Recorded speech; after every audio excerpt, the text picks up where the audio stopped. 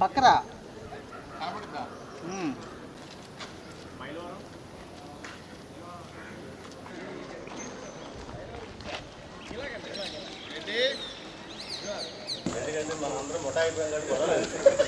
బస్సులు అవి వస్తాయి కదా రేపు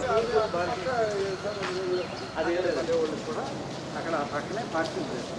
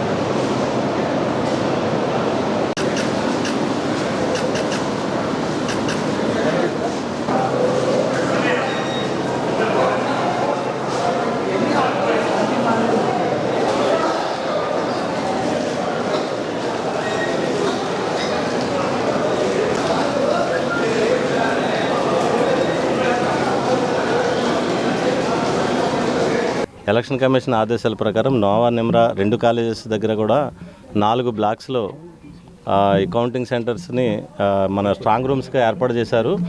మొత్తం 29 స్ట్రాంగ్ రూమ్స్ ఉన్నాయి. ఇప్పుడు రేపు జరగబోయే కౌంటింగ్కి ఆల్మోస్ట్ 15 హాల్స్లో, స్ట్రాంగ్ రూమ్ సమీపంలో ఉన్న 15 హాల్స్లో కూడా రేపు కౌంటింగ్ జరుగుతుంది. ఇక్కడ పటిష్టమైన బందోబస్తు 3 లేయర్లో ఏర్పాటు చేశారు యాజ్ పర్ ఎలక్షన్ కమిషన్ ప్రకారం.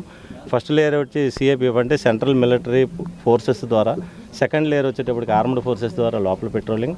అన్ని స్ట్రాంగ్ రూముల దగ్గర టోటల్ బందోబస్తు అంతా కూడా CAPF, central military, paramilitary forces ద్వారా ఏర్పాటు చేశారు. అట్ ది సేమ్ టైం మిడిల్లో ఉన్నటువంటి ఈ వీళ్ళందరూ కూడా ఆర్మడ్ రిజర్వ్ ఫోర్స్, వాళ్ళు ఒక 150 ఉన్నారండి. లోపల సెంట్రల్ ఫోర్స్ ఉన్నది ఒక 100 ఉన్నారు. ఈ 250తో పాటు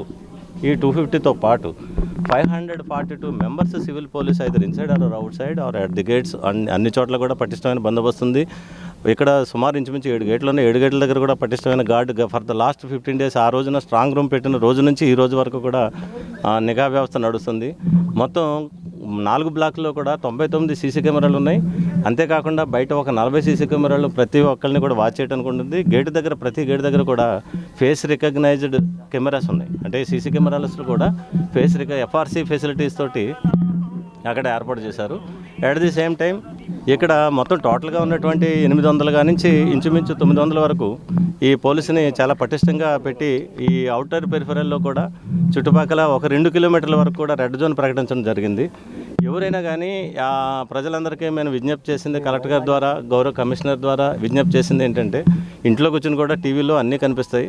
బయటికి రోడ్డుకి రావడం వల్ల, రోడ్డు మీదకి రావడం వల్ల గ్యాదరింగ్ని మనం ప్రివెంట్ చేయాలని ఎలక్షన్ కమిషన్ ఆదేశాలు. దాని ప్రకారం మీడియా ద్వారా అందరికీ కూడా గతంలోనే చెప్పడం జరిగింది. ఈ ఏజెంట్లు పాస్ లేకుండా ఎవరు రారు. At the same time vehicles parking కూడా నిబంధనలు ఉన్నాయి. ఏ అసెంబ్లీ కాన్స్టిట్యున్సీ ఆ అసెంబ్లీ కాన్స్టిట్యున్సీ వచ్చేవాళ్ళు కూడా ఒక నిబంధనలు ఉన్నాయి. For example Jaggayyapeta and Mylavaram నుంచి వచ్చేటప్పుడు నందిగామ జగ్గైపేట నుంచి ఒక రూటు హైవే కూడా దిగ్బంధం చేయడం అనేది జరగదు, కానీ హైవేలో కొంతవరకు కొంచెం స్టెరైల్ జోన్ పెట్టడం జరుగుతుంది. చుట్టూ కూడా ఫెన్సింగ్ వైర్లు, కన్సర్ట్ అయిన కాయిల్స్ అనేవి ఇంచుమించు 350 కన్సర్ట్ అయిన కాయిల్స్ను ఫుల్ ప్రొటెక్షన్ పెట్టుకోవడం జరిగింది. ఈ పటిష్టమైన బందోబస్తు ఉంది. 3 డ్రోన్ కెమెరాల ద్వారా పైనుంచి కూడా నిఘా వ్యవస్థని ఫాలో చేయడం, ఎవ్రీథింగ్ మైన్యూట్గా ప్రతి కెమెరాలో కూడా ఎవ్రీ పర్సన్ ఐడెంటిటీ రికగ్నైజ్ చేసుకోవడానికి అవకాశం ఉంది. లోపలికి వచ్చేటప్పుడు కూడా కలెక్టర్ గారు కానీ సిపి గారు కానీ వాళ్ళు ఇచ్చినటువంటి ప్రకటనల ప్రకారం ఎవరు పడితే వాళ్ళకి లోపలికి వచ్చేదానికి అవకాశం లేకుండా ఉంది. ఏజెంట్లు కానీ చీఫ్ ఏజెంట్లు కానీ క్యాండిడేట్స్ తప్ప ఏతరులు కూడా లోపలికి రాకుండా విజ్ఞాపనలు చేయడం జరిగింది. ఈ సందర్భంగా నేను మరొకటి కోరేది ఏంటంటే, చుట్టుపక్కల ఉన్న గ్రామస్తులు కానీ, ఈ కౌంటింగ్ సెంటర్ మొత్తం జిల్లా వ్యాప్తంగా జరిగే కౌంటింగ్, చుట్టుపక్కల ఉన్నటువంటి గ్రామస్తులు కానీ, లేకపోతే నైబరింగ్లో ఉన్న రెసిడెన్స్ ఉన్నాయి, ఇటువైపునే నోవా కిల్లా రోడ్డుకి ఆపోజిట్లో ఈ రెసిడెన్స్ ఉన్న వాళ్ళందరికీ కూడా మేము రిక్వెస్ట్ చేయడం జరిగింది. ఎవరిని కూడా అవుట్ సైడర్స్ని దయచేసి లోపలికి అలో చేయొద్దు. 144 సెక్షన్ ఉంది, 30 పోలీస్ యాక్ట్ ఉంది, దాన్ని పటిష్టంగా అమలు చేయడం జరుగుతుంది. ఈ సందర్భంగా బయట ఉన్నటువంటి రెసిడెన్స్లో ఎవరో చుట్టాల బంధువులను చేరితే కనుక కార్యకర్తలు కానీ, యాక్టివిస్టులు కానీ, పొలిటికల్ యాక్టివిస్టులు ఎవరైనా కానీ సందర్భం లేకుండా, అవసరం లేకుండా కనుక చేరితే వాళ్ళ మీద చాలా తీవ్రమైన కఠిన చర్యలు తీసుకుంటారు. ఎలక్షన్ ఏజెంట్లకు అందరికీ కూడా గతంలో కూడా చెప్పడం జరిగింది. పొలిటికల్ మీటింగ్ కూడా పెట్టి అందరికీ కూడా క్యాండిడేట్లకు, ఏజెంట్లకు చెప్పడం జరిగింది. ఎవరైనా సరే ఏజెంట్లు మీరు ఎలా అయినా సరే మీ డ్యూటీ మీరు నిర్వహించి వెళ్ళాలి తప్ప అక్కడ మీరు అడగవచ్చు, క్వశ్చన్ చేయటం, దానికి సమాధానం ఆ రోజు చెప్తారు.